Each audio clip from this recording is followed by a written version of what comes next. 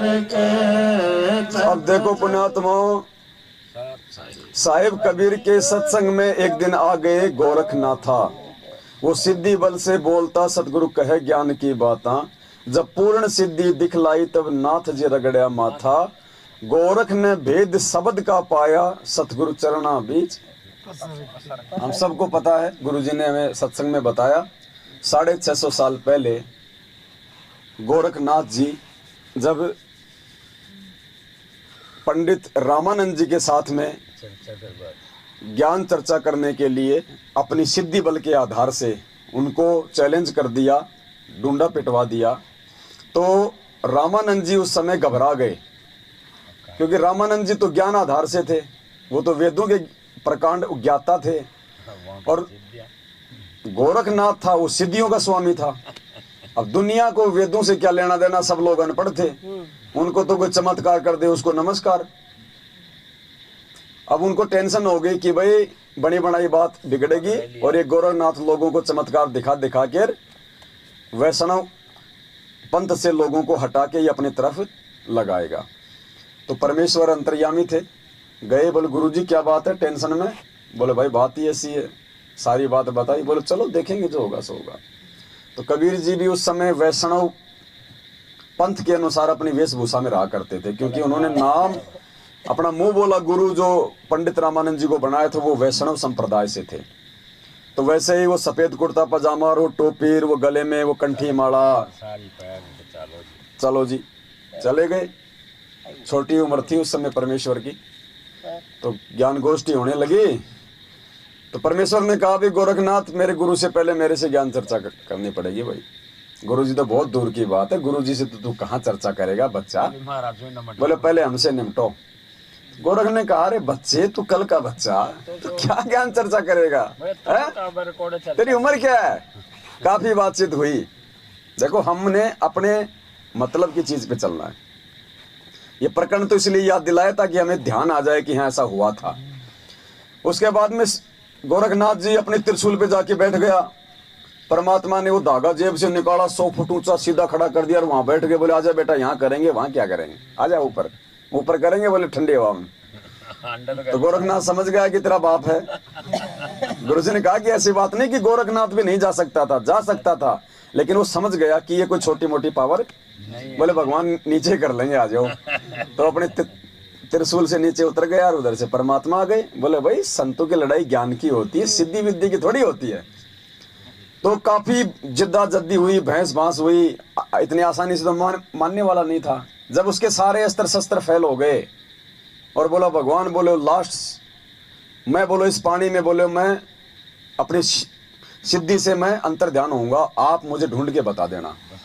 तो गोरखनाथ पानी में अंदर समा गया। परमात्मा ने पकड़ के उसकी गर्दन, वो मछली बन गया था, वो मच्छी पकड़ कर बाहर फेंक दी।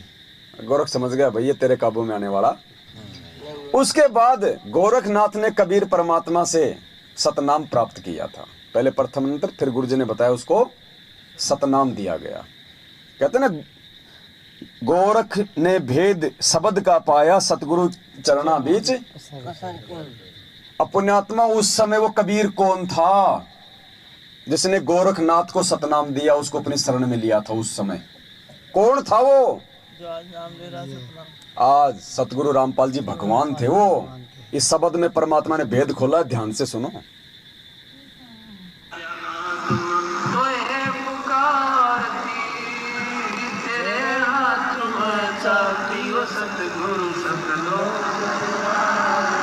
गोरखनाथ रिद्धि सिद्धि में भूला नहीं समाव, मुर्दे तक को जीवित करके काल भक्ति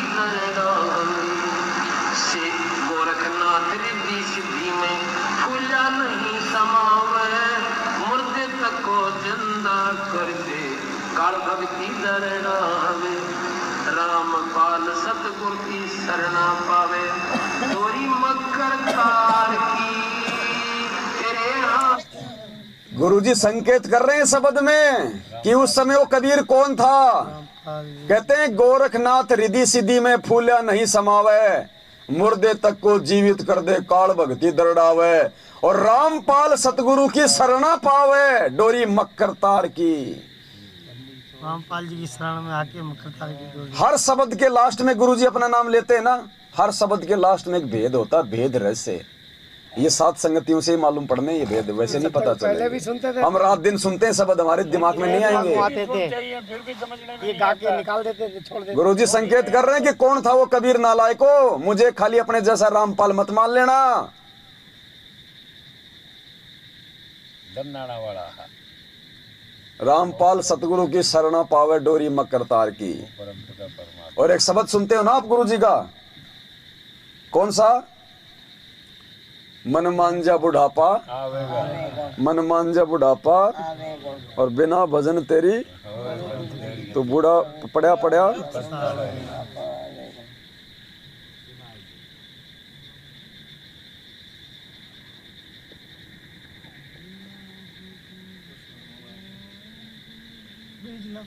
मान जा बुढ़ापा आवेगा, मन मान जा बुढ़ापा आवेगा, मन मान जा बुढ़ापा आवेगा, मन मान जा बुढ़ापा। बिना भजन तेरी होवे दुर्गति, तू पड़ा पड़ा पछतावेगा, मन मान जा बुढ़ापा आवेगा, मन मान जा बिना भजन तेरी होवे दुर्गति, पड़ा पड़ा पछतावेगा, मन मान जा बुढ़ापा आवेगा, मन मान जा बुढ़ापा। अब जो शब्द आएगा ये इस शब्द की लास्ट चौपाई है। अब इसमें कितना बड़ा भेद दे दिया परमात्मा ने। जल्दी ले ले नाम गुरु का, तुझे मनुष्य जन्म मिल जावे। 650 साल पहले कहा करता था परमात्मा, जब वो सतगुरु रूप में आए थे, हमें क्या समझाते थे कि भाई जल्दी ले ले नाम गुरु का, यानी मेरे से फटाफट नाम ले लो, तुझे मनुष्य जन्म मिल जाएगा। क्योंकि पार तो उस समय होने नहीं थे हम, तो वर्तमान समय तक हमारे को रिचार्ज करने के लिए परमात्मा ने वो 5 मंत्र दिए थे बीच बीच के। तो शब्द में कह रहे हैं कि जल्दी ले ले नाम गुरु का, तुझे मनुष्य जन्म मिल जाएगा वर्तमान समय तक। और फिर क्या कह रहे हैं, फिर कौन आएगा पार करने के लिए? जल्दी ले ले नाम गुरु का, तुझे मनुष्य जन्म मिल जावेगा। राम पाल तेरा सतगुरु आके फिर भक्ति दरड़ावेगा, मन मान जा बुढ़ापा। 650 साल पहले कह दिया था कि फिर मैं रामपाल रूप में आऊंगा तुझे भक्ति करवाने के लिए। रामपाल तेरा सतगुरु आके, अब रामपाल जी तो ये शब्द ही गा रहे हैं, तो ये क्यों कहेंगे कि आके, वो तो आए हुए हैं। तो 650 साल पहले का ये शब्द है परमात्मा का, आज का नहीं है। ये भविष्यवाणी बहुत पहले से हो रखी है। सुनो ध्यान से, अब समझ में आएगी। मन मान जा बुढ़ापा आवेगा, मन मान जा बुढ़ापा आवेगा, मन मान जा बुढ़ापा आवेगा, मन मान जा बुढ़ापा। बिना भजन तेरी होवे दुर्गति, बड़ा पछतावेगा, मन मान जा बुढ़ापा आवेगा, मन मान जा बुढ़ापा आवेगा। बिना भजन की होवे दुर्गति, बड़ा बड़ा पछतावेगा, मन मान जा बुढ़ापा आवेगा, मन मान जा।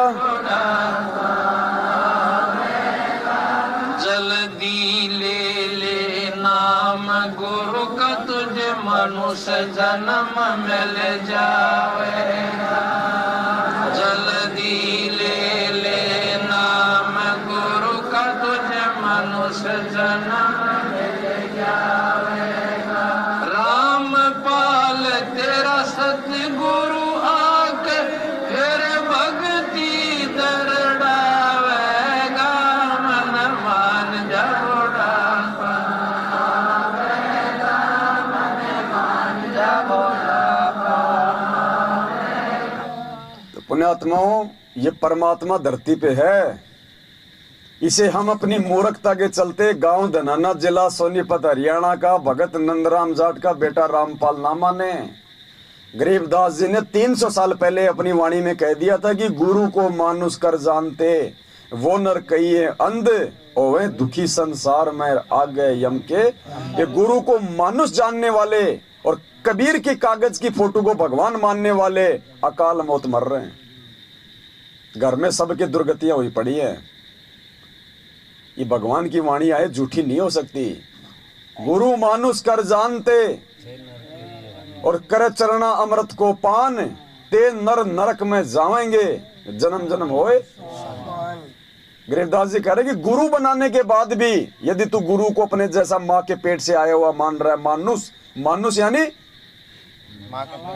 जो माँ के गर्भ से आता है वो मानुष, और कहते हैं तूने उसको अपना गुरु भी बना रखा है, तू उसको मानुष भी मान रहा है, और तू उसके चरणों का अमृत भी पी रहा है, जो हम रोज पीते हैं चरणामृत, वो शीशी मिलती है। कहते हैं अगर गुरु को मानुष मान के वो चरणामृत की शीशी पिएगा, कहते हैं गुरु को मानुष कर जानते और करे चरणामृत को पान, ते नर नरक में जाएंगे युग युग बनाए। देख लो हम किस दिशा में आगे बढ़ रहे हैं।